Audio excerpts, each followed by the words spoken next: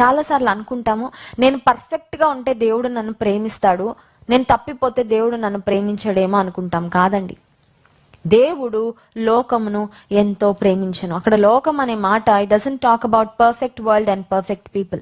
పరిపూర్ణమైన వ్యక్తులను గూర్చి, పరిపూర్ణమైన ప్రపంచాన్ని గూర్చి మాత్రమే అని అక్కడ వ్రాయబడలేదు. దేవుడు లోకాన్ని ప్రేమించాడు, దట్స్ ఇట్.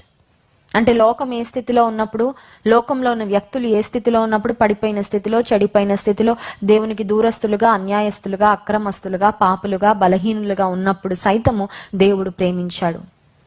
దేవుని ప్రేమ మన మెరిట్ ని బట్టి ఆధారపడి ఉండదు. హల్లెలూయా. దేవుడు తెలియగలిగిన వాళ్ళని ప్రేమిస్తాడా? కాదు. దేవుడు జ్ఞానవంతుల్ని ప్రేమిస్తాడా? కాదు.